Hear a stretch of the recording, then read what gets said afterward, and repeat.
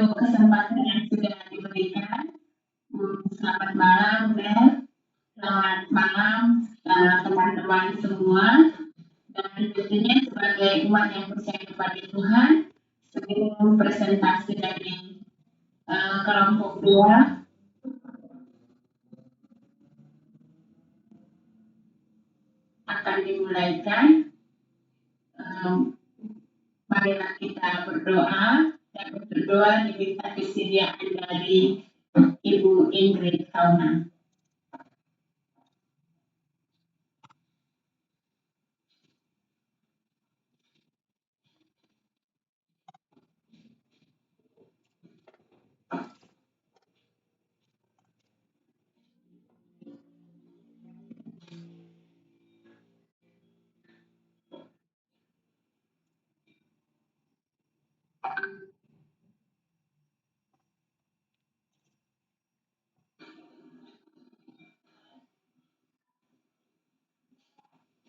Mungkin ada karena jaringan, bolehkah minta kesediaan dari Ibu Priska?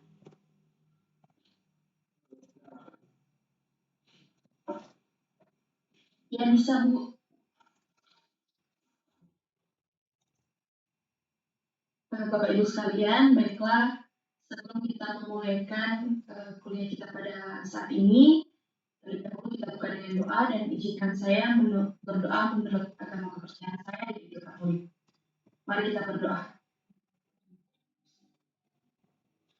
Allah Bapa yang Maha Kuasa, terima kasih ya Bapa karena atas perkenanan-Mu dalam kehidupan kami, sehingga pada saat ini, pada malam hari ini, Engkau mengizinkan kami, mahasiswa beserta dosen, teori dan model manajemen pendidikan, untuk memulaikan kuliah pada saat ini.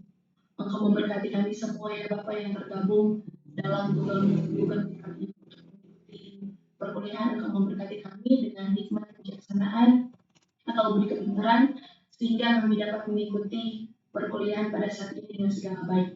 Berkati sebentar kelompok-kelompok penyaji yang akan menyajikan hasil presentasi, hasil pembahasan mereka. Berkati mereka ya Bapak agar mereka dapat mempresentasikan hasil materi mereka atau hasil pembahasan mereka dengan baik. Berkati juga Pak Paulus yang akan menjadi dosen yang akan membimbing kami pada malam hari ini. Kau memberkati dia dengan hikmat kebijaksanaan dari surga sehingga dia bisa memberikan kuliah kepada kami dengan segala baik. Ya Bapak, segala keberlangsungan kuliah kami pada malam hari ini kami serahkan ke dalam tangan yang berkasih. Mohon ampuni kami atas segala dosa yang telah kami perbuat melawan kehendak-Mu. Dan inilah menjadi doa kami dengan pengantaran Kristus Tuhan kami. Amin. Terima kasih disampaikan kepada Ibu Priska. Tuhan selalu memberkati. Dan baiklah, untuk sebagaimana tadi sudah disampaikan bahwa saat ini akan dilanjutkan dengan presentasi kelompok. Dan untuk tentunya yang pertama kelompok 2 yaitu dengan materi manajemen sumber daya insani. Untuk itu sebagai moderator saya sendiri dan kami kelompok 2 terdiri dari 6 anggota. Yang pertama yaitu Ibu Melisa Tuera, Ibu Ingrid Kauna, Ibu Heni Kiriweno, saya sendiri Rotua Hutangalung, dan Ibu Junita Tumura dan Ibu Leni Awi. Dan untuk mempresentasikan nanti materi yaitu Ibu Melisa dan Ibu Ingrid. Dan kami semua sudah berbagi tugas, tentunya kami akan berkolaborasi dalam presentasi ini. Dan sebagaimana pembagian tugas yang sudah kami sepakati bersama, karena itu untuk presentasi yang pertama yaitu akan disampaikan oleh Ibu Melisa Tuera. Sekaligus akan juga membagikan materi akan disampaikan oleh Ibu Melisa. Terima kasih. Disilakan kepada Ibu Melisa untuk memulai presentasi yaitu materi manajemen sumber daya insani. Terima kasih moderator. Cek suara, apa bisa kedengaran? Bisa? Oke. Baiklah, kami kelompok 2 akan mempresentasikan materi yaitu manajemen sumber daya insani. Untuk yang pertama dimulai dari pengertian manajemen sumber daya insani.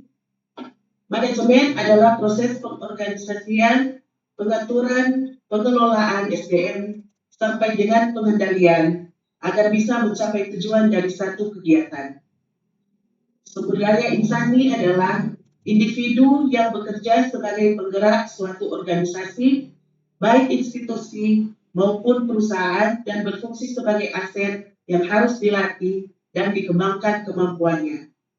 Jadi, manajemen sumber daya insani atau disingkat MSDI adalah cabang dari ilmu manajemen yang mempelajari tentang cara mengatur hubungan dan peranan tenaga kerja, dalam hal ini sumber daya, yang dimiliki individu secara efektif dan efisien, serta digunakan secara maksimal untuk mencapai tujuan. Perkembangan manajemen sumber daya insani. Manajemen sumber daya insani didorong oleh kemajuan peradaban, pendidikan, ilmu pengetahuan, dan tuntutan daya saing produksi barang dan jasa yang dihasilkan. Manajemen sumber daya insani sudah ada sejak adanya kerjasama dan pembagian kerja di antara 2 orang atau lebih dalam mencapai tujuan tertentu. Kemudian kita masuk pada komponen manajemen sumber daya insani, terdiri dari perusahaan dan karyawan. Sementara karyawan terdiri dari karyawan operasional, karyawan manajerial, dan pemimpin. Berikutnya kita masuk ke fungsi manajemen sumber daya insani. Yang pertama, perencanaan.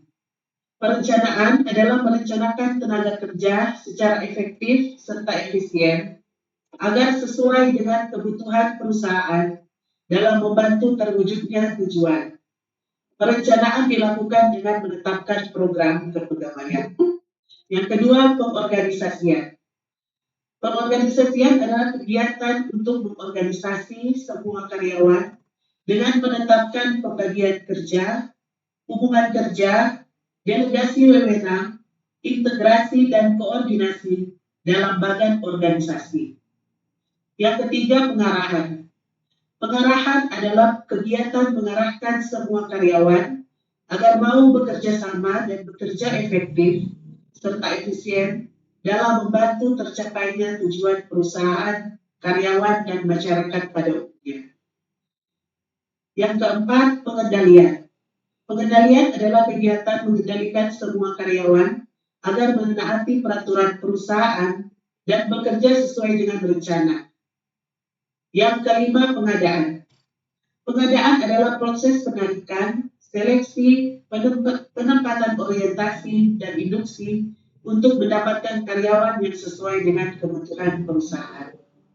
Yang keenam, pengembangan adalah proses peningkatan keterampilan teknis, teoritis, konseptual, dan moral karyawan melalui pendidikan dan pelatihan. Ketujuh, kompensasi.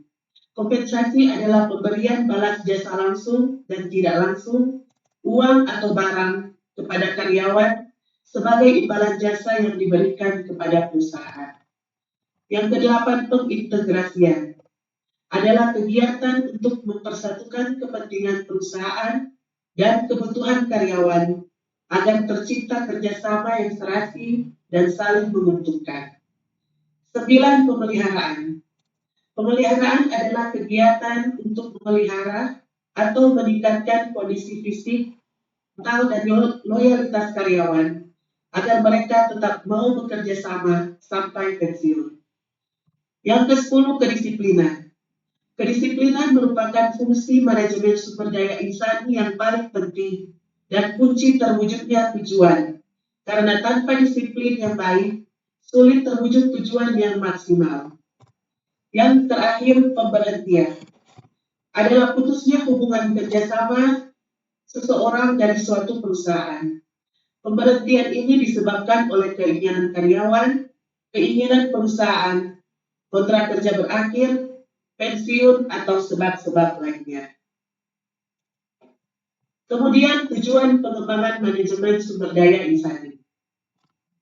Pengembangan manajemen sumber daya insani bertujuan untuk meningkatkan kualitas profesionalisme dan keterampilan para pegawai dalam melaksanakan tugas dan fungsinya secara optimal.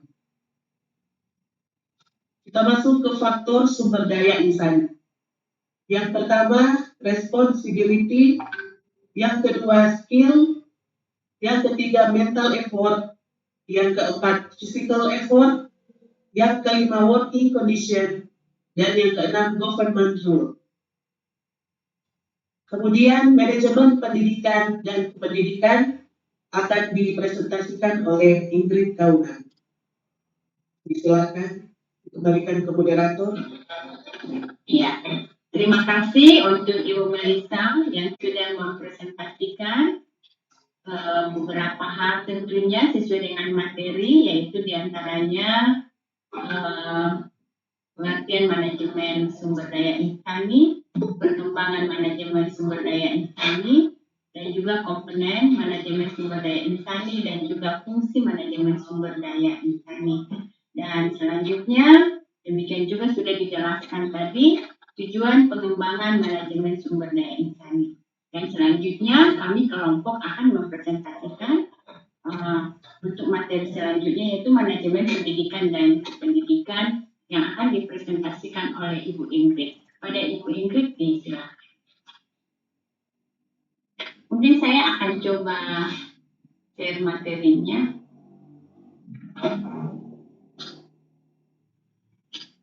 Ibu Ingrid.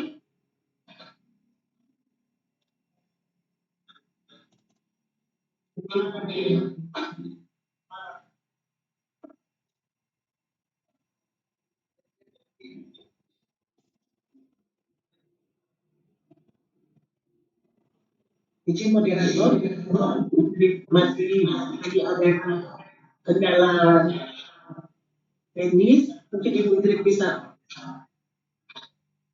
Ada kendala di internet atau sudah bisa Ibu Ingrid? Bisa? Mungkin saya akan tuliskan untuk materi sudah di manajemen pendidikan dan kependidikan. Baik, disilakan Ibu Melissa untuk melanjutkan presentasi dari kelompok. Terima kasih moderator. Baiklah, yang pertama kita masuk pada pengertian manajemen pendidikan dan kependidikan.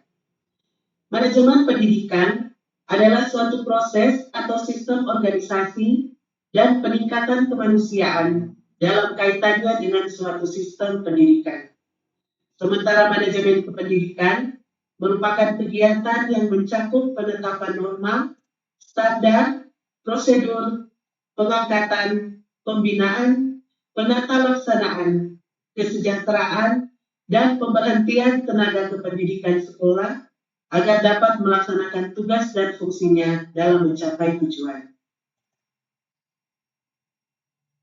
Sekarang tujuan manajemen pendidikan dan kependidikan.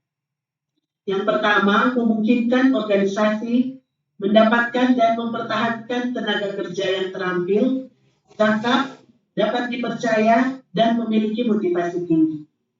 Yang kedua, bertujuan meningkatkan dan memperbaiki kapasitas yang dimiliki oleh karyawan.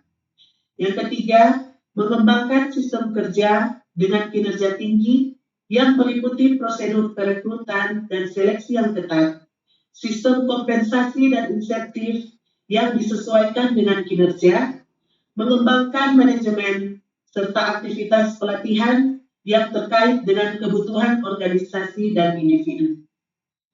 Tujuan keempat, mengembangkan praktik manajemen dengan komitmen tinggi yang menyadari bahwa tenaga pendidik dan kependidikan merupakan stakeholder internal yang berharga serta membantu mengembangkan iklim kerjasama dan kepercayaan bersama. Tujuan kelima, yaitu menciptakan iklim kerja yang harmonis. Tugas dan fungsi tenaga pendidikan dan tenaga kependidikan. Tenaga kependidikan bertugas melaksanakan administrasi, pengelolaan, pengembangan, pengawasan, dan pelayanan teknis untuk menunjang proses pendidikan pada satuan pendidikan. Sementara tenaga pendidikan merupakan tenaga profesional yang bertugas merencanakan dan melaksanakan proses pembelajaran, menilai hasil pembelajaran, melakukan bimbingan dan pelatihan, serta melakukan penelitian dan pengabdian kepada masyarakat, terutama bagi pendidik pada perguruan tinggi.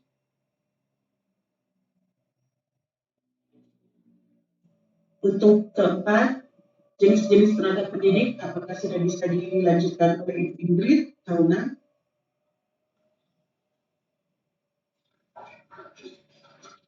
Oke, saya akan melanjutkan. Maaf tadi ada gangguan sedikit.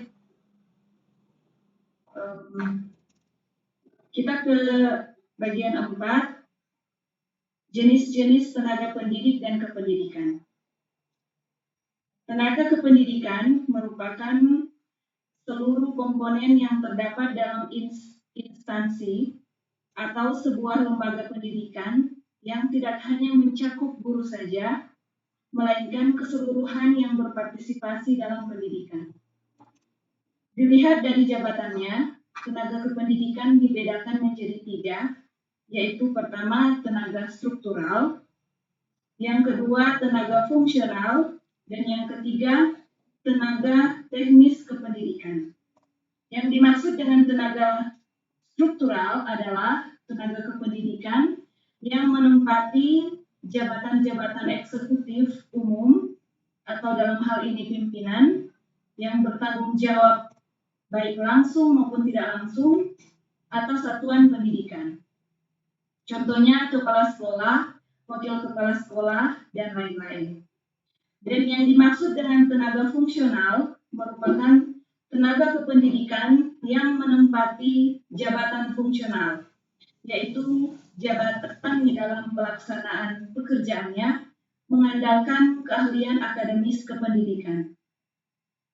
Dan yang dimaksud dengan tenaga teknis kependidikan merupakan tenaga kependidikan yang dalam pelaksanaan pekerjaannya lebih dituntut keahlian teknis operasional atau teknis administrasi. Contohnya laboran atau teknisi. Selanjutnya kita ke aktivitas manajemen tenaga pendidik dan kependidikan.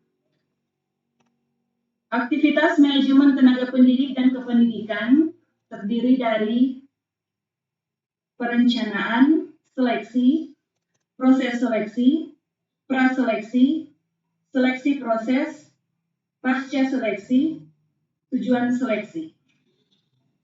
Yang dimaksud dengan perencanaan merupakan pengembangan dan strategi penyusunan tenaga pendidik dan kependidikan yang komprehensif guna memenuhi kebutuhan organisasi atau lembaga di masa depan. Dan yang dimaksud dengan seleksi merupakan suatu proses pengambilan suatu keputusan di mana individu dipilih untuk mengisi suatu jabatan yang didasarkan pada penilaian terhadap seberapa besar karakteristik individu yang bersangkutan sesuai dengan yang dipersyaratkan oleh jabatan tersebut. Dan yang dijelaskan proses seleksi adalah perlu ditetapkan suatu dasar yang rasional dan seragam serta diterapkan secara tegas. Sedangkan praseleksi itu terdiri dari pengembangan kebijakan seleksi, keputusan prosedur praseleksi. Seleksi proses terdiri dari penilaian data pelamar, implikasi tanggung jawab dari keputusan seleksi. Demikian pemaparan dari kelompok 2 dengan topik manajemen sumber daya insan. Kembalikan kepada moderator. Terima kasih.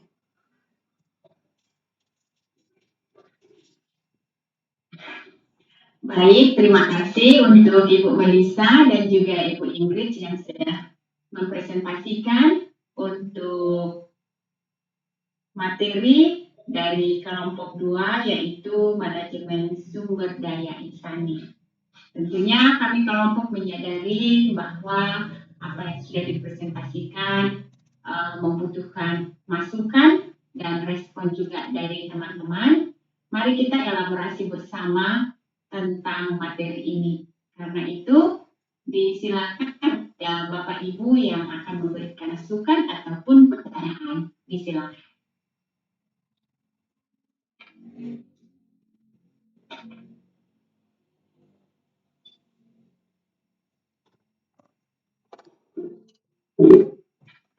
Ya, sudah ada.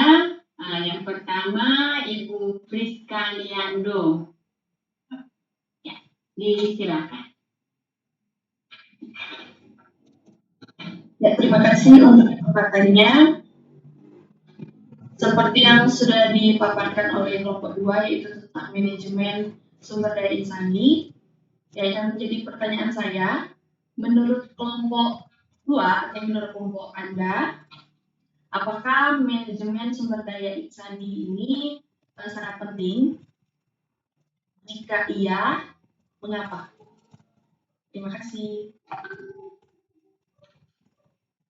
Ya, terima kasih untuk Ibu Priska Liando, luar biasa untuk pertanyaan yang sudah disampaikan kepada kelompok, yaitu apakah sumber daya insani ini penting? Jika penting, tentunya apa yang menjadi alasan mengapa dikatakan itu penting? Jika tidak, nah tentunya apa yang menjadi alasannya? Dan kami kelompok karena ada beberapa anggota, ya, ada Ibu Heni, ada Ibu Junita, ada Ibu Leni. Mungkin diberikan kesempatan kepada Ibu Heni, silakan untuk memberikan jawaban. Baik, terima kasih atas kesempatannya. Rizka, kalau menurut saya, manajemen sumber daya insan ini sangat penting sekali sebab untuk suksesnya suatu organisasi itu harus di-manage dengan baik.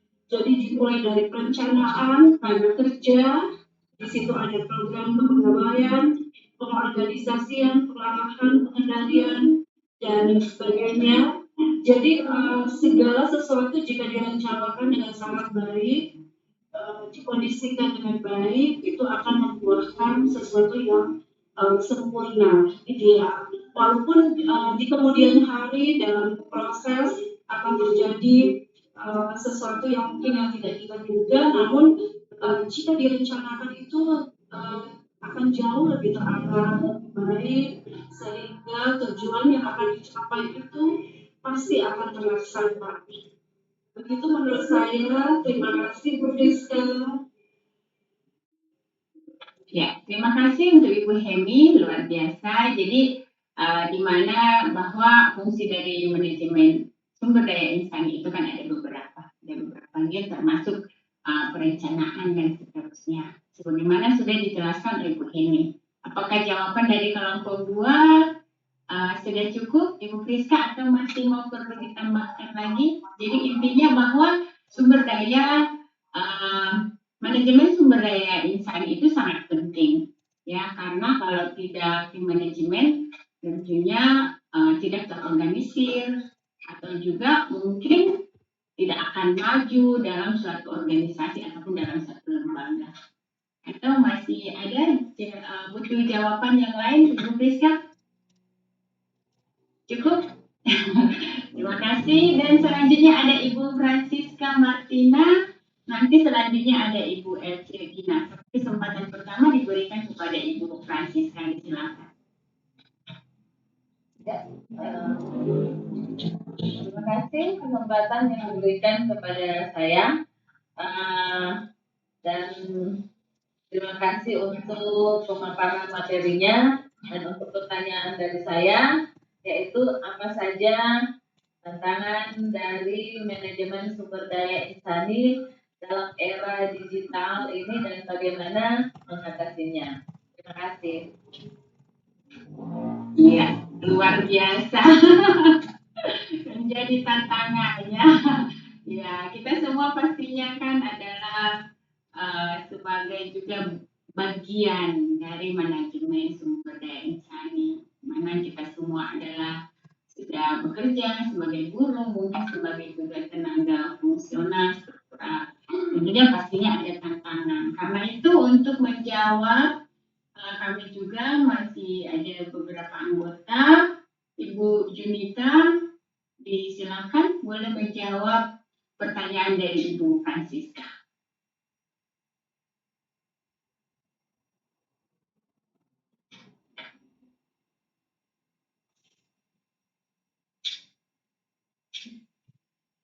Mungkin masalah jaringan, Ibu Leni Awi, disilakan.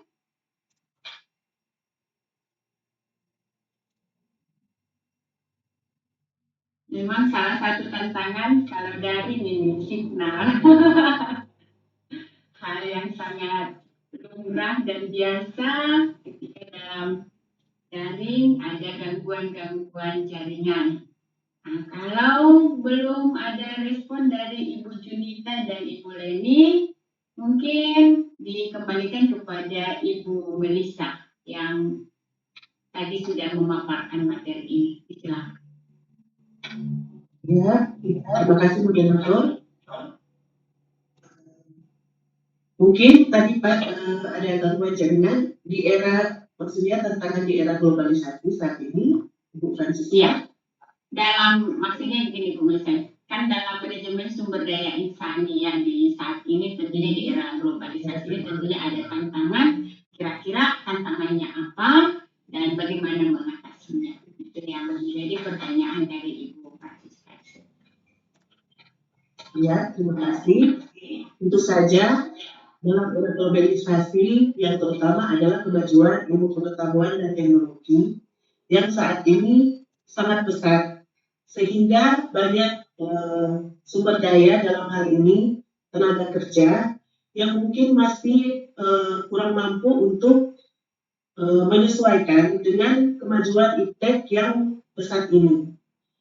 Jadi menurut saya, berdasarkan pengalaman juga di lapangan, di tempat kerja, terutama untuk tenaga kerja, dalam hal ini kami tenaga kependidikan, untuk pegawai-pegawai yang berusia mungkin sudah di atas 40 tahun atau 50 tahun ke atas, masih belum bisa secara secara aktif menggunakan internet, atau jangankan juga internet, untuk pekerjaan lewat Microsoft Excel misalnya masih kaku, masih kurang. Jadi sementara untuk pengolahan data, apalagi dalam hal ini tenaga kependidikan, sangat diperlukan kemampuan mengolah data menggunakan Microsoft Office contohnya. Jadi ini merupakan satu tantangan yang mungkin menjadi tantangan bersama secara umum, saya kira, di mana pegawai-pegawai yang mungkin berusia ya sudah lewat, sekarang kan sudah generasi Z, sementara pegawai-pegawai mungkin yang sudah di atas 40 tahunan, 50 tahunan tidak bisa berkembang secara pasti dalam hal ini dalam pekerjaan, sehingga istilahnya terhambat dalam proses pekerjaan, akhirnya berpengaruh juga kepada organisasi atau institusi di mana dia bekerja. Mungkin bisa ditambahkan juga bahwa apalagi kami di Fakultas Ilmu Pendidikan, apalagi ini memang sudah lewat masa pandemi, jadi sudah kuliah secara tatap muka, sudah tidak menggunakan daring. Ini juga sebenarnya menjadi suatu kesempatan sebenarnya pada saat daring agar tenaga-tenaga pendidik kita bisa mengembangkan kemampuannya dalam bidang iptek demi kemajuan institusi dan kemajuan pendidikan Indonesia pada umumnya. Jadi mungkin memang saya masih, karena mohon maaf karena kami tenaga pendidikan mungkin tidak mengetahui secara pasti bagaimana tenaga pendidik atau dalam hal ini teman-teman guru bagaimana di sekolah. Jadi saya meminta tambahan mungkin informasi atau bukan saran atau ya tambahan dari teman-teman guru untuk menyempurnakan mungkin jawaban saya pada saat ini. Terima kasih. Ya, terima kasih Bu Melisa. Tentunya dalam tenaga kependidikan ya tantangannya juga penggunaan IT. Jadi mungkin hampir sama juga ya, karena memang kalau di sekolah tenaga pendidik juga, kami sebagai tenaga pendidik menjadi salah satu tantangan sebenarnya itu. Karena anak-anak kita ini kan sekarang mereka kan lahir memang sudah mengenal digital, handphone dan segala macam. Sementara kita yang menjadi guru-guru itu kan masih mau belajar, masih harus mengupdate.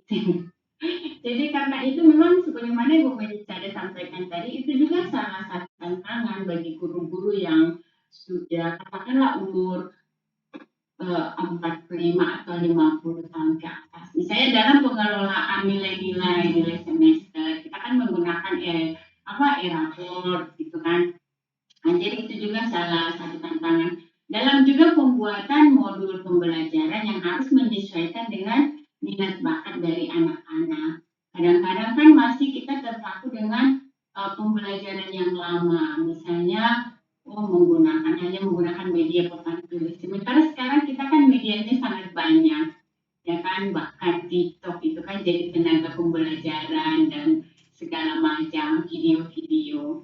Jadi memang itu salah satu tantangan bagaimana kita di sekolah mengembangkan sumber daya insani ini supaya kita bisa menyesuaikan sesuai dengan kodrat anak-anak kita yang sekarang. Karena kan sebagai guru kan menuntut anak-anak sesuai dengan kodratnya. Karena kodrat mereka sekarang adalah memang zamannya teknologi, jadi kita harus memang mengembangkan sumber daya dari guru-gurunya. Dan bagaimana mengatasinya, sebagaimana pertanyaan dari Bu Francisca, tentunya motivasi ya. Motivasi intrinsik dari dalam, itu yang pertama. Kemudian juga mengikuti pelatihan-pelatihan yang ada. Supaya tentunya juga manajemen dari kepala sekolah. Workshop itu dilaksanakan di sekolah-sekolah supaya tetap sumber daya insani yang ada di sekolah ini tetap berkembang. Mungkin itu saja tambahan. Apakah boleh menjawab pertanyaan dari Bu Francisca? Oke. Jawabannya. Sangat kuat. Terima kasih Bu Francisca. Selanjutnya ada Ibu Elce Gina. Silakan. Ya, terima kasih untuk kesempatan yang diberikan. Saya mau bertanya kepada teman-teman semua, materi lebih ke fungsi manajemen sumber daya insani. Di situ ada kurang lebih 11 fungsi manajemen sumber daya insani, dan saya tertarik tentang kompensasi. Pertanyaan saya gampang. Selain yang kita tahu kompensasi, kadang-kadang orang pikir cuma doi, uang. Pertanyaan saya adalah, bolehkah teman-teman kelompok 2, selain uang, kira-kira kompensasi apa yang sudah didapatkan di tempat kerja masing-masing? Terima kasih. Ini saja. Baik, terima kasih Ibu Elce Gina untuk pertanyaannya. Semakin panas diskusinya.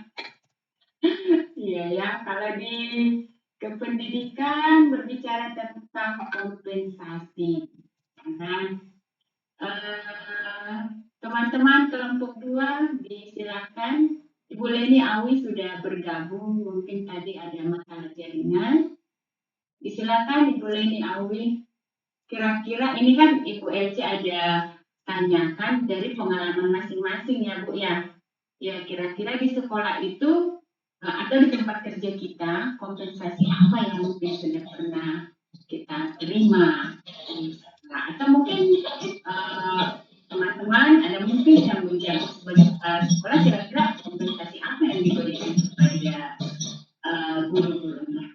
Disilakan Bu Leni Awi.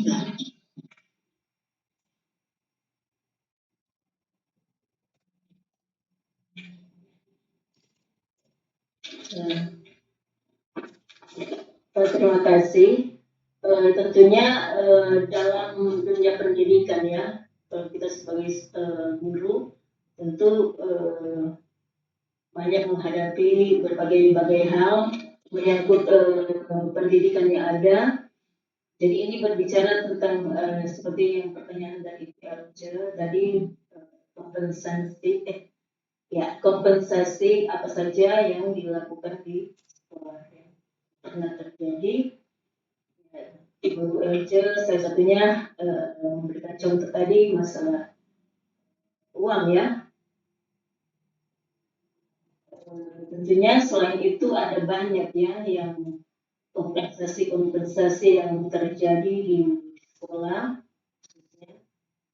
Ya, antara lain ya selain uang ya,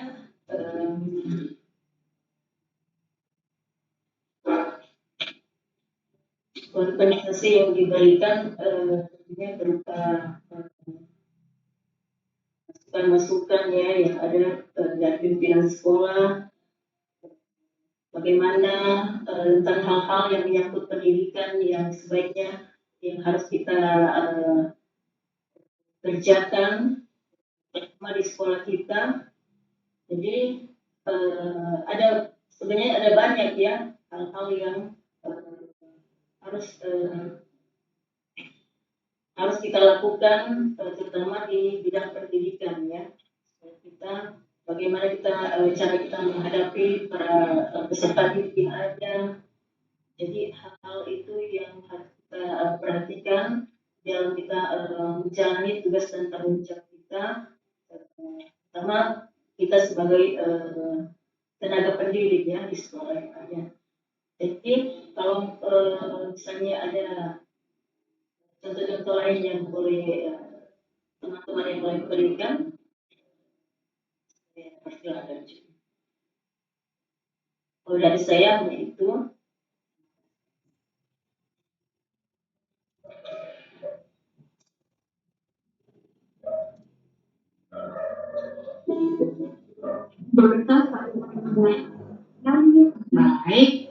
Baik Ibu Leni, terima kasih. Tentunya masih ada teman-teman yang boleh menambahkan. Disilakan Ibu Henny. Disilakan. Baik, saya ingin berbagi praktik baik yang ada di sekolah saya pada tahun 2020. Kegiatan-kegiatan yang saya lakukan di sekolah, baik itu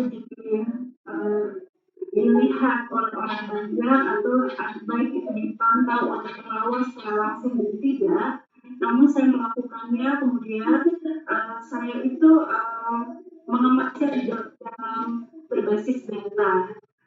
Jadi masih berkaitan tadi dengan era digital dan kompensasi yang saya peroleh. Jadi setiap kali ada kegiatan anak sekecil apapun itu saya selalu share.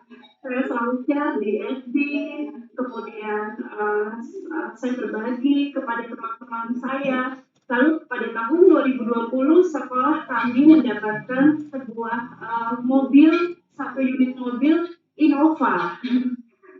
Ya, mendapatkan satu unit mobil itu akibat dari setiap kali kegiatan itu saya share di FB, saya komunikasikan bahwa ada banyak kegiatan-kegiatan yang dapat dilakukan oleh anak-anak. Kebetulan saya itu mengajar di SLB Paulus Tomno Halandini. Saya mengajar anak-anak luar biasa, anak-anak yang secara intelektual tidak mampu, tetapi jika diberi kesempatan mereka bisa mampu. Bahkan kadang-kadang kita dibuat tercengang sebab luar biasa yang mereka lakukan. Kemudian saya juga tetap rajin untuk share dalam 1 tahun terakhir ini saya share setelah saya mendapatkan kompensasi, mendapatkan reward dari BGP, yaitu menjadi kepala sekolah inspiratif gitu se-Sulawesi Utara. Dan itu akibat dari melakukan hal-hal yang positif, kemudian mengemasnya menjadi suatu praktik baik, lalu itulah yang kompensasi yang kami dapatkan. 3 tidak bicara uang, tetapi nilai kepuasan yang saya terima bahwa saya sudah melakukan yang terbaik buat anak-anak kami. Jadi kadang-kala kompensasi yang kita terima itu senyuman seorang murid, ucapan terima kasih seorang murid itu jauh lebih berarti dibandingkan uang. Itu kalau saya secara pribadi. Begitulah, jadi persilakan kembali kepada Ibu Moderator. Terima kasih banyak. Terima kasih, Bu Heni. Apakah perlu tambahan untuk pertanyaan dari Ibu Ece Gina? Ya, kalau misalnya lebih banyak kompensasi yang orang tahu, nah apa berbagi. Kalau ada tambahan, silakan, siap mendengarkan. Ibu Ingrid mungkin?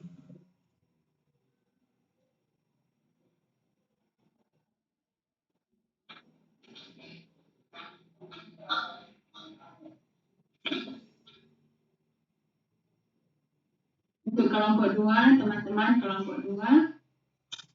Terima kasih atas kesempatan. Saya mau mencoba untuk menambahkan kalau kami di Fakultas Ilmu Pendidikan, kalau mengenai kompensasi,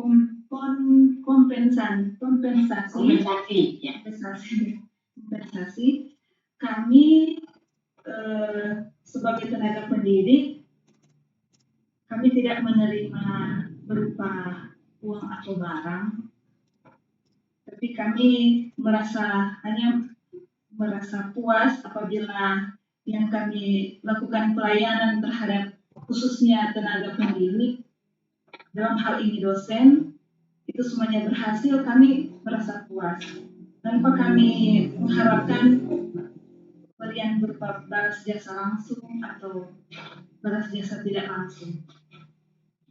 Jadi saya rasa itu kalau kami di instansi kami. Jadi kami sangat merasa puas apabila apa yang kami lakukan itu berhasil. Sebagai contoh, saya beri contoh, misalnya kalau saya, pekerjaan saya sehari-hari adalah mengurus pangkat dosen-dosen, pensiun, mengurus satya lencana, dan lain-lain. Tapi kalau berhasil semuanya, kami sebagai tenaga pendidik merasa sangat puas. Biarpun tanpa ada imbalan berupa uang atau barang. Itu saja dari saya. Mungkin ada dari instansi lain yang mau berbagi. Dari kelompok 2 atau dari Ibu Yunita Tumurang. Terima kasih Bu Ingrid. Ada lagi teman-teman yang mau menambahkan kelompok 2? Apakah sudah cukup Ibu Ece Gina? Oke, terima kasih Bu Ece. Dan selanjutnya ada Ibu Setni. Ibu Setni Ramli. Disilakan. Oke, terima kasih kesempatan yang diberikan oleh teman-teman dari kelompok 2. Saya menyimak apa yang di-share tadi, dipresentasikan oleh teman-teman, yaitu tentang manajemen sumber daya insani. Dan saya mengikuti pada untuk apa yang tadi dikemukakan pada bagian tenaga kependidikan dalam jabatan, kalau tidak salah. Tenaga kependidikan dalam jabatan ada 3. Yang pertama struktural, kedua fungsional, dan yang ketiga adalah tenaga teknis kependidikan. 3 tenaga ini, tenaga dalam kependidikan ini adalah 3 hal yang penting yang sangat menentukan keberhasilan suatu pendidikan yang ada dalam satu instansi, khususnya dalam pendidikan tentunya. Maka pertanyaan saya adalah, bisakah teman-teman dari kelompok 2 menggambarkan cara kolaborasi dalam pekerjaan ketiga tenaga kependidikan ini, agar supaya pelaksanaan pendidikan dalam suatu instansi pendidikan, amat terlebih tujuan pendidikan itu bisa tercapai dan jalan bersama-sama. Terima kasih. Baik, terima kasih Bu Setni. Saya akan mencoba menjawab ya pertanyaan yang Ibu sampaikan, yaitu tenaga pendidik dan tenaga kependidikan. Dalam hal ini tentunya dalam lembaga pendidikan, khususnya di sekolah. Jadi tenaga pendidik dan kependidikan ini dibagi tiga. Sebagaimana dipaparkan tadi, yang pertama itu tenaga struktural, tapi tenaga struktural berbicara di lembaga pendidikan, yaitu kepala sekolah dan wakil kepala sekolah. Dan untuk tenaga fungsional yaitu guru-guru, termasuk guru BP ya atau juga BK. Kemudian tenaga kependidikan yaitu diantaranya yaitu tenaga administrasi, biasa tata usaha lah ya kalau di sekolah, dan juga laboratorium, dan juga pengelola perpustakaan, pengelola laboratorium. Nah, jadi sebagaimana dalam lingkup lembaga kependidikan, tentunya ketiga hal ini ya, tiga tenaga pendidik dan kependidikan ini harus berkolaborasi. Kepala sekolah sebagai tenaga yang manajerial di sekolah bersama-sama dengan wakil-wakil kepala sekolah. Jadi memantau bagaimana pelaksanaan pembelajaran, membina juga kepada guru yang ada, termasuk juga tentunya melakukan pembinaan kepada siswa. Dan untuk tenaga pendidik itu sendiri yaitu fungsional, yaitu guru-guru, harus juga bersama-sama berkolaborasi dengan tenaga struktural, yaitu kepala sekolah dan wakil kepala sekolah dalam mewujudkan visi dan misi sekolah. Dan tentunya juga akan dilengkapi dengan tenaga kependidikan seperti tata usaha. Tata usaha ini yaitu mengerjakan segala administrasi yang berhubungan dengan kebutuhan dari peserta didik. Misalnya pendataan untuk buku induk siswa, kemudian juga pembuatan administrasi mulai dari peserta didik masuk sampai juga nanti lulus. Dan hal ini juga pastinya berkolaborasi dengan tenaga kependidikan yang lain, yaitu petugas perpustakaan, di mana petugas perpustakaan ini juga menunjang pembelajaran yang ada, mengatur buku-buku yang ada sesuai dengan kebutuhan pembelajaran di setiap hari. Demikian juga tenaga laboratorium, dan juga tentunya dalam hal ini juga teknis untuk tenaga teknis seperti operator sekolah juga. Jadi ketiga dari untuk jenis tenaga pendidik kependidikan ini memang harus bekerja sama, berkolaborasi bersama-sama untuk mencapai tujuan pendidikan dan khususnya mencapai tujuan visi dan misi sekolah ataupun lembaga kependidikan tersebut. Kira-kira seperti itu Ibu Stefni. Apakah butuh tambahan? Iya, Ibu Protua. Iya, benar. Protua. Terima kasih untuk jawabannya. Saya menginginkan kelompok 2 memberikan gambaran tentang bentuk kolaborasi itu. Jadi tadi diterangkan dalam tugas masing-masing. Iya. Tugas masing-masing dari ketiga komponen tenaga pendidik dan kependidikan. Jadi ya, itu sudah baik. Terima kasih. Terima kasih untuk penjelasannya. Kalau boleh kita menginginkan gambaran tentang bentuk-bentuk kolaborasi. Oleh karena kalau satu pincang berarti nantinya tidak berjalan dengan baik. Maka kira-kira bentuk kolaborasi yang kira-kira yang boleh kita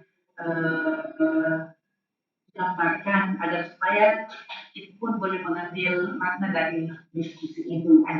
Ada poin-poin yang bisa kita bawa ke sekolah kita masing-masing. Jadi kolaborasi itu, Ibu Nah, terima kasih ya, Ibu Setni. Tentunya banyak ya kolaborasi yang sudah dilaksanakan. Contohnya begini. Saya sebagai guru membuat satu program. Contoh di SMP Negeri 2 Ahmadiyah, saya buat satu program yaitu pelestarian budaya daerah melalui pentas seni. Nah, tentunya harus berkolaborasi dengan kepala sekolah. Saya sampaikan program tersebut, kemudian nanti kepala sekolah akan melihat program ini apakah cocok dengan keadaan sekolah kami. Setelah itu, kepala sekolah akan membuat SK. Nah, kemudian setelah itu berkolaborasi lagi dengan pihak-pihak tertentu. Contohnya guru seni budaya yang paling mengetahui minat bakat seni dari anak-anak, dan kemudian tentunya berkolaborasi juga dengan pihak tenaga kependidikan tata usaha, bagaimana dia membuat administrasi dari apa yang dibutuhkan untuk program ini. Jadi ketiga komponen ini bersama-sama melaksanakan program ini. Dan banyak hal sebenarnya itu cuma salah satu, dan lainnya nanti akan ditambahkan oleh teman-teman yang lain. Boleh? Ayo, silakan Ibu Fir. Terima kasih. Terima kasih. Kalau saya hanya menambahkan sedikit saja. Jadi kalau tadi Ibu Setni minta contoh-contoh ya, kolaborasi dari ketiga komponen yang ada di. Jadi saya sedikit memberikan contoh kolaborasi, misalnya antara guru dan tenaga tata usaha ya. Contohnya begini, kalau seandainya tenaga usaha tata usaha ini ingin meminta data-data yang dibutuhkan sebagai administrasi yang ada, misalnya ingin meminta data-data siswa, ya ini misalnya contoh kepada wali kelas. Ya. Jadi tentunya wali kelas yang paling tahu ya situasi atau kondisi siswa yang ada di sekolah, khususnya perwaliannya. Jadi wali kelas bisa meminta data-data dari siswa yang ada, kemudian wali kelas bisa memberikannya kepada tenaga tata usaha agar supaya data-data yang diharapkan itu bisa diambil oleh dan dikerjakan oleh tata usaha yang ada. Ini hanya contoh kecil saja yang terjadi di sekolah, sehingga tujuan yang diharapkan itu bisa tercapai. Hanya itu tambahan sedikit dari saya. Mungkin ada teman-teman lain yang ingin menambahkan. Ya, terima kasih Bu Leni. Ibu Setni, apa masih perlu tambahan lain? Oke, dengan contoh saya juga memahami. Terima kasih. Terima kasih Bu Setni, luar biasa, pertanyaan yang sangat menantang. Dan yang terakhir ada Ibu Laura Wilhelmina Gedi. Ya, terima kasih atas kesempatan luar biasa materi ini, bahkan kelompok yang menyajikan membuat kita untuk lebih mau bereksplor dan pemahaman kita tentang manajemen sumber daya insani. Pertanyaan saya, bagaimana tanggapan kelompok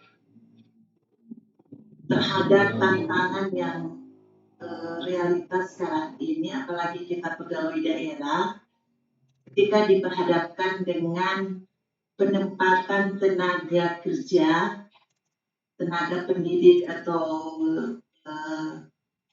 tenaga pendidikan dengan tidak melihat kompetensi. Jadi kadang-kala hanya faktor politik, kedekatan, padahal tidak kompeten pada bidangnya, sehingga kadang-kala tidak apa yang diharapkan tidak maksimal, hasil yang diharapkan tidak maksimal.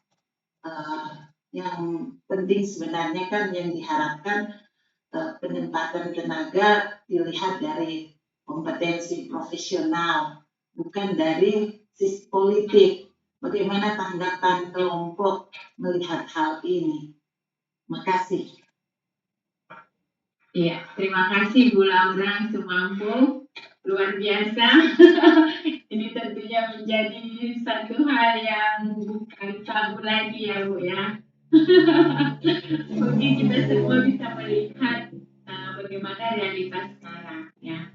Tapi tentunya satu syukur juga untuk sekarang kan Kemendikbudristek membuat program guru penggerak, ya kan, salah satu program untuk meningkatkan kompetensi guru, dan menurut juga sesuai dengan penyampaian bahwa nantinya yang akan menempati posisi ya tentunya sesuai dengan kompetensi. Mudah-mudahan ke depan.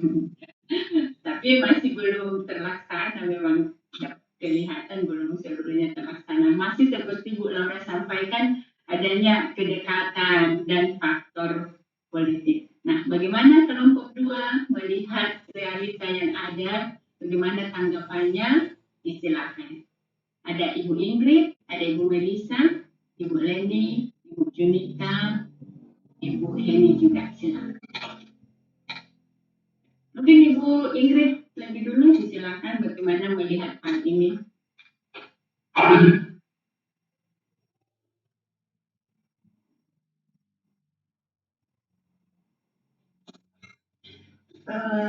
Terima kasih atas kesempatan. Gimana ya? Saya mau mencoba menjawab, tapi kebetulan saya dan Ibu Melisa ini pegawai pusat, jadi kurang paham dengan terjadi pegawai daerah. Tapi kalau kami pegawai pusat, rata-rata kami dari sejak diangkat jadi PNS, kami diangkat dilihat berdasarkan keahlian dan kompetensi yang kami miliki.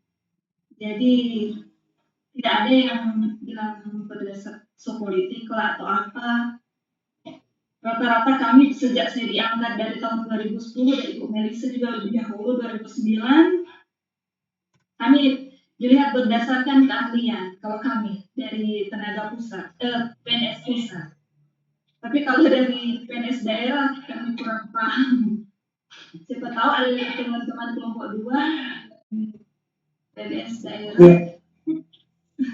Gimana Bu Melisa? Terima kasih Ibu Ingrid ya. Mungkin Ibu Junita sudah bergabung, Ibu Junita. Satu tantangan dari ya mungkin Ibu Junita jaringan ya. Sepertinya belum. Iya. Ibu Leni disilakan sebagai pegawai daerah. Gimana tanggapan Ibu Leni melihat realitanya? Terima kasih. Memang hal yang jadi saat ini yang sudah garis kebijakan beberapa waktu yang lalu. Ini salah satu tantangan ya, terutama di pendidikan. Misalnya ya pemimpin-pemimpin yang karena pengaruh kedekatan dengan atasan, saya ditempatkanlah orang-orang yang tertentu untuk memegang suatu jabatan. Ya.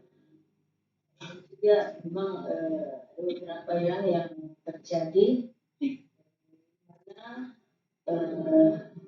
pemimpin-pemimpin memegang jabatan tidak sesuai lagi dengan bidang mereka masing-masing ya. Misalnya saya kasih contoh, misalnya dinas yang berlatar belakang tenaga kesehatan, Dokter. Ditempatkan di dinas pendidikan. dunia pendidikan. Jadi, terus bicara kepemimpinannya juga yang menerapkan ya sistem kedokteran ya, sangat memperhatikan kebersihan ya dan lain-lain sebagainya. Ini salah satu contoh ya. Jadi masing-masing. Tetapi ya inilah tantangan yang ada.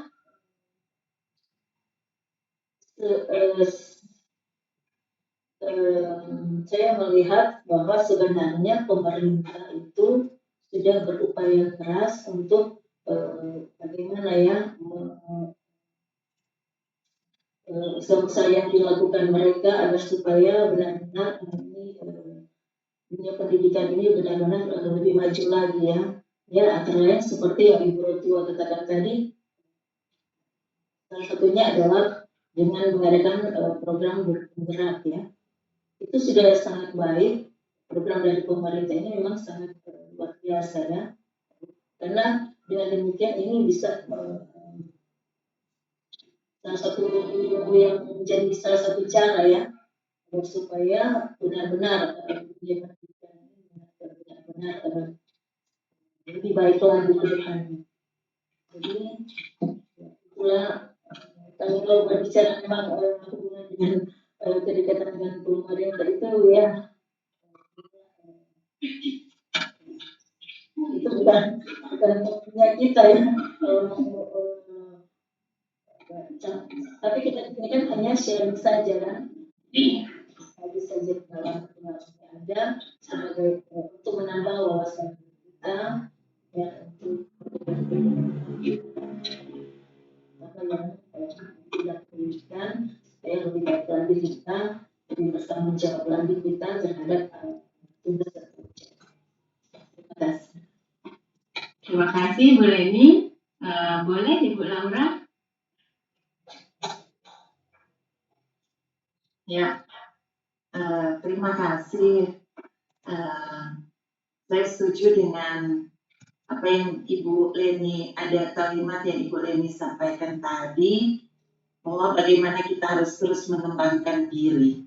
Sehingga ketika kita dipercayakan, kita punya kompetensi di mana saja. Kalaupun kita guru itu dianggap kita semua serba tahu. Jadi kadang kita ditempatkan di bidang pemerintahan, bukan cuma di pendidikan.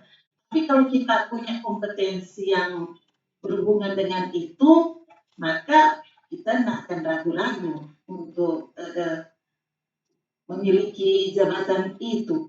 Jadi mungkin saya setuju kita perlu pengembangan diri sebagai orang-orang yang apalagi guru. Saya kalau saya berasal dari bertugas di Minahasa Tenggara, lulusan guru penggerak angkatan 4 yang dipercayakan pemerintah sekarang ini baru diangkat sebagai pengawas sekolah. Jadi apresiasi sebenarnya, tapi sangat memiriskan untuk ketika ada hal-hal yang saya kemukakan tadi sebelumnya yang terjadi. Namun itu saya setuju tadi, bagaimana kita tadi Ibu moderator, Ibu Rotua, unsur intrinsik kamu, Bu. Iya, betul. Bagaimana kita mau belajar menempatkan diri. Ini setuju dengan tadi. Makasih. Terima kasih Bu Laura Sumampo, luar biasa. Selamat dari guru penggerak jadi pengawas, tentunya menjadi motivator nanti untuk menjadi pembawa perubahan, ya kan, bukan guru penggerak itu luar biasa yang pasti jadi pembawa perubahan untuk kemajuan pendidikan Indonesia. Baik, sejauh ini untuk yang bersedia bertanya sudah selesai, tidak ada lagi yang angkat tangan. Atau ada lagi teman-teman? Ya, kalau sudah tidak ada, demikian presentasi kami kelompok 2. Terima kasih untuk partisipasi dari teman-teman semua, luar biasa. Terima kasih masukannya, terima kasih juga untuk pertanyaannya, dan terima kasih kita sudah mengeksplor bahkan elaborasi bersama materi ini. Dan selanjutnya kami berikan kesempatan atau kami serahkan kepada dosen yang luar biasa juga, Menak Paulus Vera. Silakan. Oke, terima kasih kepada kelompok yang sudah mempresentasikan materinya tentang manajemen sumber daya insani, atau juga biasa kita kenal dengan manajemen sumber daya manusia. Dan kepada mereka yang sudah bertanya, memberikan juga penguatan kepada kelompok, dan juga untuk membuat situasi kelompok kita semakin baik ya. Jadi dari hasil diskusi tadi ya, mungkin bisa ditarik beberapa penegasan sehubungan dengan materi hari ini. Jadi ada muncul pertanyaan, apakah pentingnya manajemen sumber daya insani ini atau manajemen sumber daya manusia? Ya, dari diskusi tadi ya sudah jelas akan pentingnya penguasaan manajemen sumber daya insani ini ya. Dari pentingnya pemahaman ya, supaya dapat terlaksana tujuan dari suatu organisasi, termasuk organisasi yang ada di sekolah atau di mana saja Anda berada. Nah, jadi pentingnya mempelajari manajemen sumber daya ini ya, supaya kita dapat ya misalnya mengetahui tugas masing-masing kita ya. Dan tadi katakan tadi sebagai tenaga fungsional, tenaga pendidik, atau juga kependidikan, atau juga tenaga teknis ya. Dan muncul juga pertanyaan bagaimana kita harus mengelaborasinya ya. Nah, ini kalau tidak ada pengetahuan sehubungan dengan manajemen ini, maka sebetulnya banyak hal yang kurang yang akan terjadi ya. Karena tidak adanya pemahaman dengan tepat ya. Apalagi kalau orang menjalankan tugas misalnya tidak sesuai dengan job description-nya ya, atau tidak sesuai dengan apa yang ditunjuk padanya. Jadi misalnya kalau guru sudah melaksanakan tugas kepala sekolah ya, atau juga sebaliknya, kepala sekolah walaupun juga dia menjadi juga guru ya, tapi sudah melupakan tugasnya ya. Itu bisa terjadi silang pendapatnya. Kemudian yang cukup menarik tadi, bagaimana ini berhubungan juga manajemen sumber daya manusia ini berhubungan dengan banyak hal ya, termasuk juga kepemimpinannya. Bagaimana pemimpin ini menempatkan orang-orangnya. Jadi right man on the right place ya. Bagaimana orang itu ditempatkan sesuai dengan kompetensinya. Nah, ini kan yang terjadi sesuai juga pengalaman dari Anda sekalian yang muncul dalam diskusi. Seringkali juga terjadi bahwa yang ditempatkan tidak sesuai dengan kompetensi ya. Dan itu dialami di mana-mana ya. Apalagi kalau itu yang berhubungan dengan dengan politik juga boleh, atau juga dengan perusahaan-perusahaan yang bukan bersifat publik ya, atau yang milik sendiri ya. Dia bisa mengatur seenaknya ya, mau dia kompetensi atau tidak, yang penting untuk kedekatannya. Barangkali kita tidak menampik juga terjadi dalam dunia politik ya. Inilah yang menjadi tugas kita para pendidik, termasuk juga calon magister ya. Magister termasuk manajemen pendidikan ya. Kita harus belajar dan mulai mengerti banyak hal ya, konteksnya dan bagaimananya. Termasuk juga dipertanyakan tadi bagaimana kompensasi ya. Ya kompensasi sudah benar dikatakan tadi, tidak sekedar juga balas jasa berupa uang ya. Kompensasi kan bisa juga berbentuk material maupun imaterial ya. Jadi kalau Anda ada kepuasan dalam bekerja, itu juga sudah merupakan bagian dari kompensasi. Kalau di tempat kerja Anda, barangkali gaji melimpah, tetapi tidak ada rasa puas, ya Anda hanya mengejar gaji saja ya. Pekerjaan menjadi semacam suatu kebiasaan harian, tidak ada kebanggaan. Nah, itu berarti tanda-tandanya bahwa Anda bekerja karena paksaannya. Tetapi ada orang barangkali yang bekerja sebetulnya tidak mendapatkan dari segi material ya, tidak mendapatkan yang cukup, tetapi dia merasa puas bekerja. Itu juga sudah merupakan bagian dari kompensasi ya. Atau juga kompensasi bisa juga dalam bentuk penghargaannya. Penghargaan entah dia diangkat jabatannya atau dipromosikan untuk ke jabatan yang lebih baik ya, itu kan tidak juga dalam berbentuk uang ya. Atau juga diberi penghormatannya. Jadi banyak halnya. Cuma seringkali juga di satu kantor kita atau kerja kita tidak diberi penghargaan. Orang yang bekerja rajin atau orang yang bekerja malas diberlakukan sama saja. Apa yang menjadi akibatnya? Semangat dari orang untuk bekerja menjadi menurun ya. Untuk apa kita bekerja rajin? Yang rajin dan yang malas tidak diberi penghargaan ya. Sama saja ya. Nah, itu kan menjadi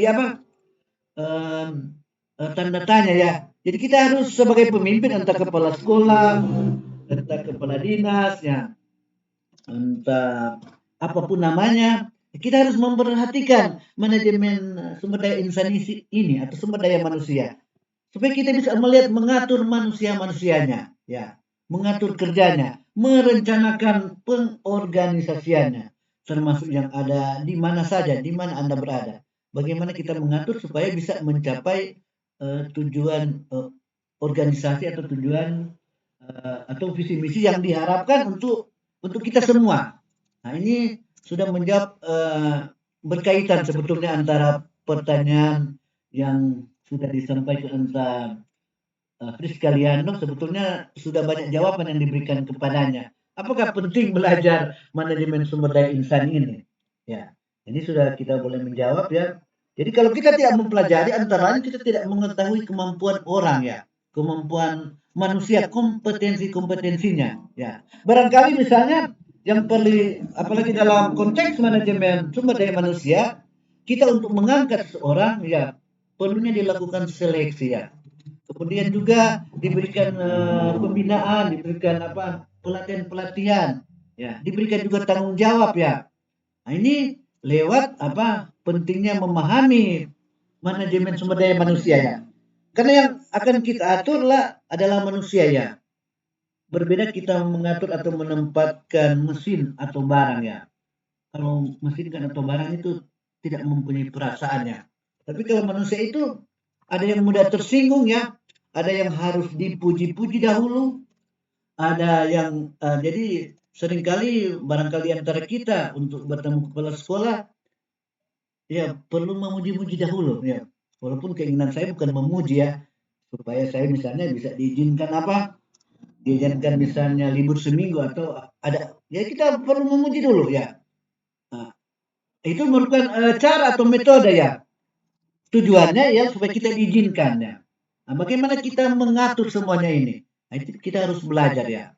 Sebagai pemimpin juga bagaimana kita menempatkan diri. Jadi dalam jiwa seorang pemimpin kan sering berlaku prinsip top down ya. Jadi apa yang diinstruksikan itu yang harus didengarkan. Tidak pernah mengevaluasi ya. Nah, sebab juga dalam konteks manajemen sumber daya insan ini ada kan perencanaan, ada pengorganisasian, ada pelaksanaan pekerjaan, termasuk sampai pengevaluasiannya. Ini jadi pentingnya belajar ini di satu sekolah, di satu instansi harus perlu ada juga evaluasi, ya, evaluasi untuk memajukan untuk juga menentukan apakah yang dijalankan selama ini sudah sesuai dengan kehendak organisasi juga atau sudah sesuai dengan kehendak atau visi misi yang ada di masing-masing badan atau instansi. Nah, mungkin jadi sumbangsi dari sesungguhnya pembelajaran ini memampukan kita untuk lebih memahami sikap ya. Jadi bagaimana kita saja menata suatu barang seringkali agak sulit ya. Yang televisi ini kita mau tempatkan di mana supaya kelihatan bagus ya. Kursi-kursi ini kita tempatkan di mana dalam suatu rumah. Apalagi kita mengatur ini manusia yang semuanya mempunyai pikiran, mempunyai perasaannya, mempunyai kehendak, tujuan dan masing-masing yang bisa berbeda satu dengan yang lain. Itu butuh kelihayan yang tepat ya. Butuh kemampuan yang tepat untuk juga menempatkan orang-orang sesuai dengan tempatnya. Jadi tidak mudah ya. Cuma kan yang sering terjadi ini kan manusia ini berbeda individu satu dengan yang lainnya. Banyak yang sudah belajar bahwa kita harus ya menempatkan guru sesuai dengan bidangnya ya. Cuma ini kan menjadi juga pertanyaan balik ya. Balik bagi kita. Ada seorang yang bergelar misalnya sarjana entah bahasa Inggris atau sarjana komputer ya, tetapi yang kenyataan di sekolah yang lebih tahu komputer yang bukan sarjana komputer ya. Nah, jadi orang melihat kompetensi dari segi apanya, gelarnya atau kemampuannya. Nah, jadi ada yang mengkritik kenapa saya misalnya sarjana pendidikan atau magister pendidikan saya ditempatkan ya bukan di bidang saya. Jadi orang melihat kemampuan dari segi ini menjadi pertanyaan bagi kita. Apakah kemampuan dari segi gelarnya saja atau memang bakat yang dimilikinya? Jadi kalau pertanyaan tadi misalnya menempatkan seorang bukan ahlinya di bidang situ. Tapi ternyata dia mampu memimpinnya. Jadi kita melihat konteksnya apa? Gelarnya atau juga bidangnya atau pengalamannya. Nah, ini banyak hal yang boleh didiskusikan. Tapi yang baiknya kalau orang memang disesuaikan dengan tempatnya. Ya, paling bagus kan kalau misalnya gelar kita sesuai juga dengan kemampuan kita. Sehingga saya banyak kali dalam diskusi satu gelar itu tidak menjamin kemampuan seseorang ya. Jadi kita harus banyak belajar ya. Jadi kalau apa yang dikenakan kepada kita, misalnya sebagai guru, tampakkanlah sikap Anda sebagai guru. Jangan Anda melekat predikat sebagai guru, tetapi orang tidak melihat jiwa pendidik dalam diri Anda. Atau juga sebaliknya. Ya. Nah, jadi ini sehubungan dengan juga, jadi kita melihat konteks kemampuan sumber daya manusia. Ini menjadi tugas bagi Anda sekalian. Jadi mudah-mudahan lewat juga perkuliahan ini jadi banyak hal yang boleh didiskusikan.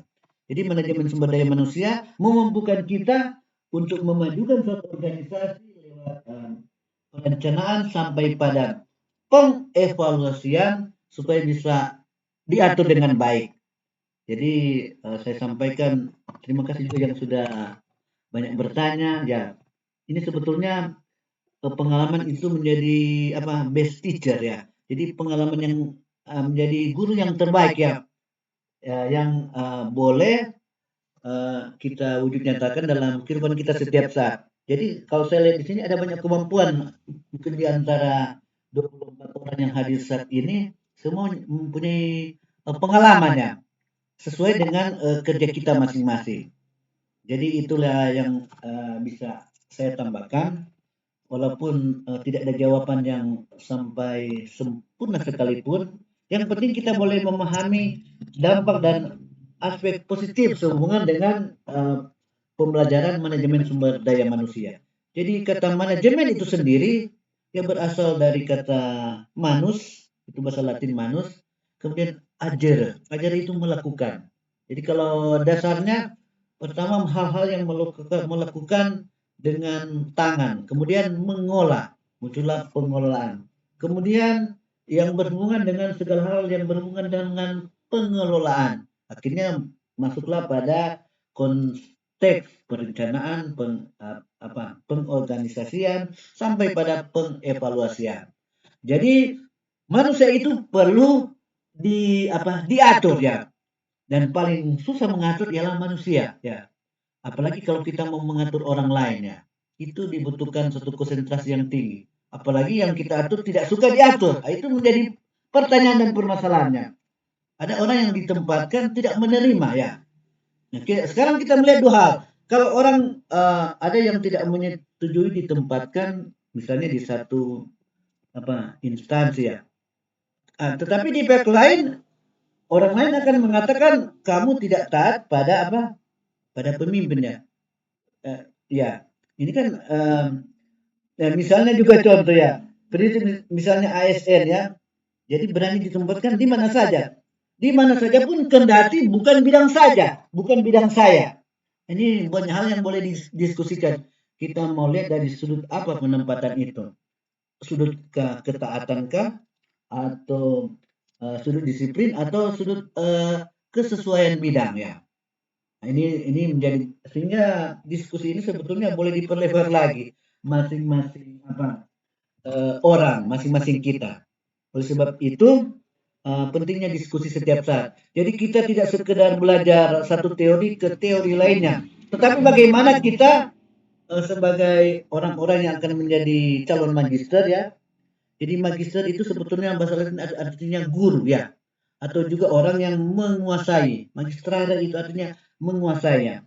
Jadi sekurangnya kita akan tiba pada level yang lebih tinggi ya, dalam memahami sesuatu. Dan itu saya sudah lihat dalam diskusi saat ini. Bagaimana Anda masing-masing mencoba menerapkan pengalaman-pengalaman yang ada dalam kehidupan setiap diri Anda. Jadi hanya itu tambahan dari saya. Jadi terima kasih kepada moderator ya, moderator cukup liai mengatur jalan diskusi dengan senyum yang ada. Jadi bukan jadi satu beban, ada keringanan sehingga semua bisa bersemangat. Kemudian Anda banyak yang mau bertanya ya. Jadi kita pengalaman kita akan belajar itu di banyak tempat, bukan hanya dari dosen, tapi juga lewat teman, lewat kelompok pembicaraan, diskusi. Nah, itu merupakan konteks belajar ya. Satu lagi ditambahkan, Anda belum singgung saat ini, sehubungan dengan manajemen sumber daya insani dihubungkan dengan era digital. Nah, ini bisa juga menjadi tantangan saat ini. Jadi sementara kita berada di revolusi 4.0, mungkin sudah mengarah 5.0, ada juga orang yang masih gaptek teknologi, masih bingung dengan teknologi. Ini menjadi pertanyaan sekarang ya. Orang diminta harus misalnya hidup sesuai dengan teknologi saat ini. Tetapi di pihak lain, kalau kita misalnya menggunakan teknologi, ini menjadi pertanyaan bagi kita. Sebetulnya kalau teknologi banyak digunakan, akan semakin banyak orang yang kehilangan lapangan pekerjaannya.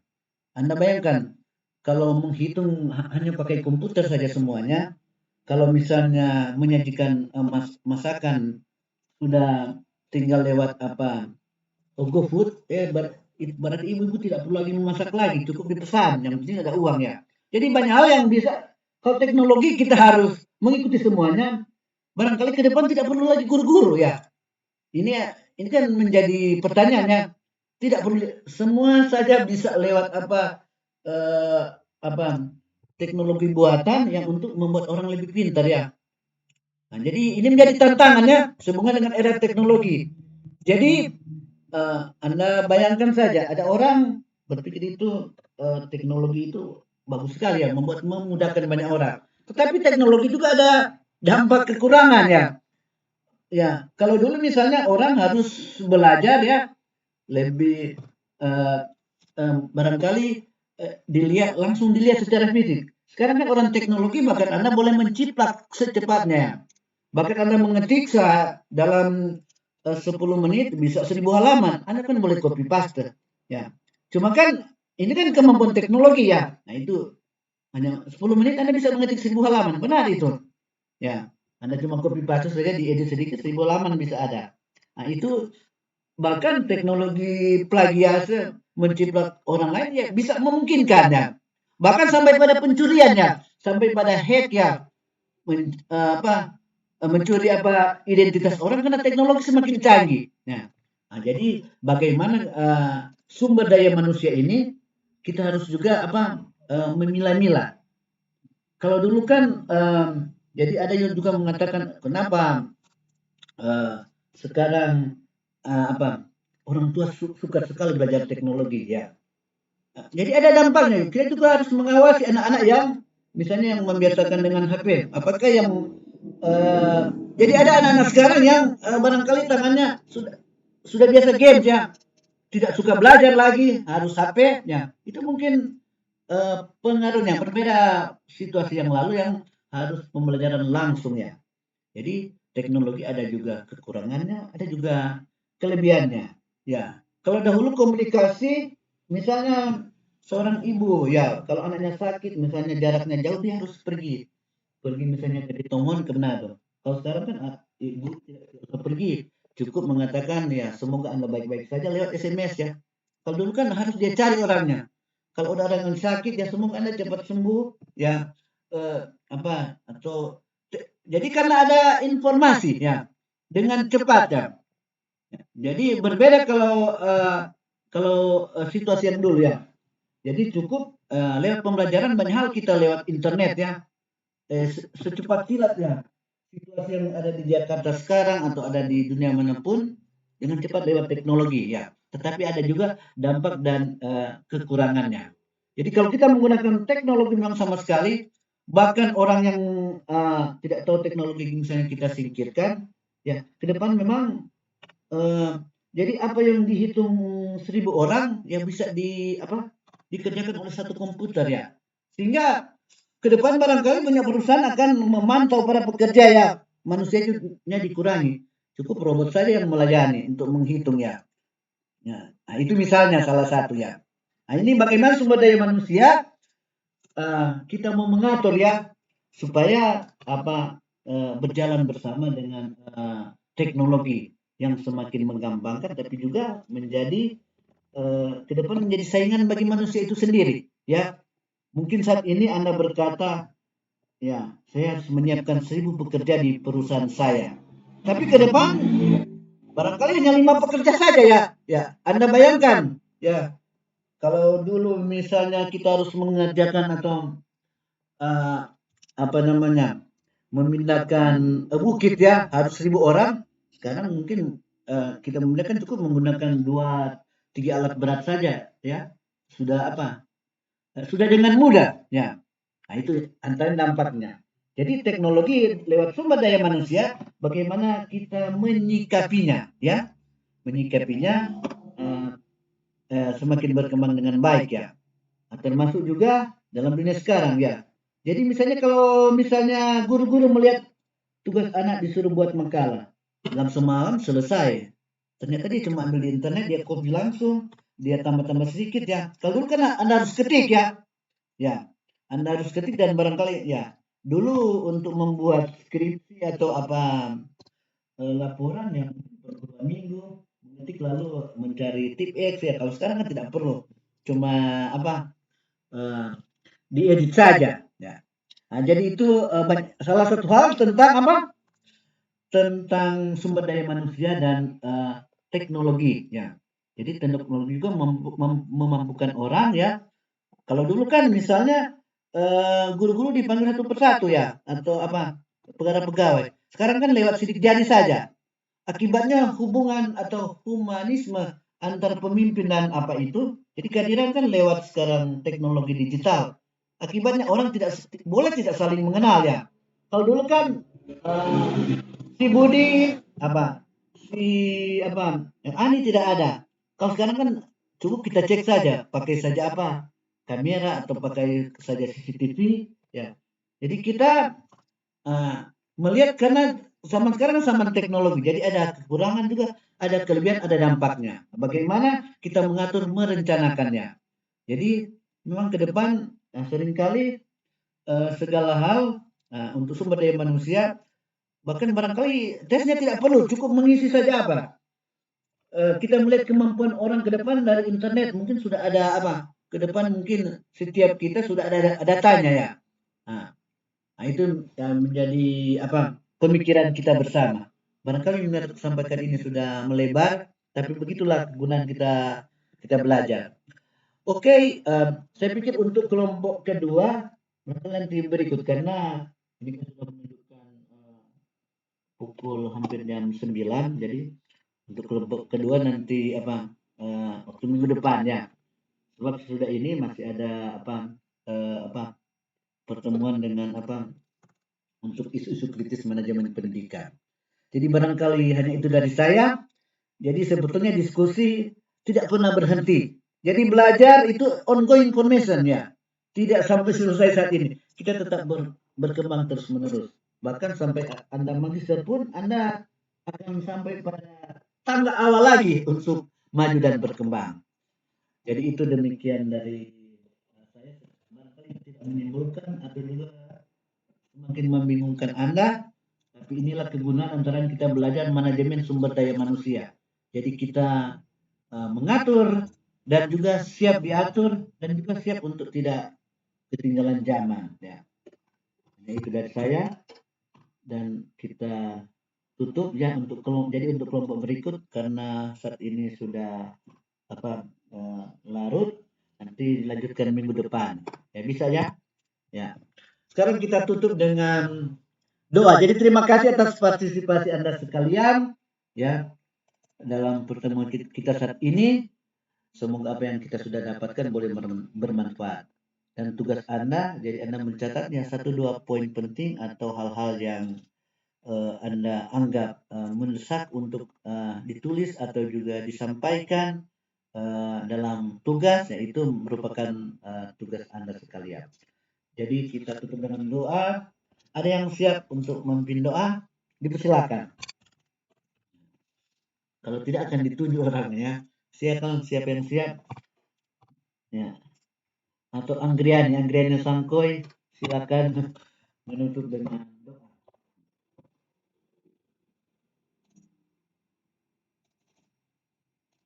Mohon mengaktifkan audionya. Teman-teman, untuk menutup kegiatan perkuliahan kita, khususnya untuk mata kuliah teori dan manajemen pendidikan, mari kita segera berdoa, kita ikhlas. Tuhan Allah Bapa kami bersyukur berterima kasih kepadamu karena pada malam hari ini kami boleh lagi mengikuti perkuliahan teori dan model manajemen pendidikan. Kami yakin, kami percaya Engkau sudah menjaga dan melindungi kami semua, dan apapun yang kami pelajari pada saat ini tidak hanya akan berhenti pada malam hari ini, tapi kami yakin kami akan terus dan rajin untuk mempelajari apa yang telah kami ikuti pada malam hari ini. Oleh karena itu kami berdoa bagi dosen yang sudah mendampingi kami, Mir Paulus Robert Tuera, kiranya juga Tuhan akan senantiasa menjaga, melindungi, dan memberikan hikmat, memberikan kekuatan kesehatan, agar senantiasa dapat bertemu dengan kami semua di perkuliahan berikutnya. Untuk kami semua yang boleh ikut di perkuliahan ini juga, kiranya juga Tuhan berikan hikmat bagi kami semua, agar apa yang kami pelajari akan terus membuat kami mengembangkan diri kami masing-masing, dan itu kami boleh bawa di tempat di mana kami bekerja. Ini doa dan syukur kami kepadamu, dalam nama anakmu Yesus Kristus kami menutup kegiatan kami pada saat ini. Amin. Jadi demikian pertemuan kita saat ini. Terima kasih kepada Anggriani Sangkoy yang sudah menutup kita dengan doa. Wabillahi taufiq wal hidayah. Assalamualaikum warahmatullahi wabarakatuh. Salam sejahtera untuk kita semua dan sampai jumpa dalam pertemuan selanjutnya. Terima kasih atas kesediaan kita. Nah.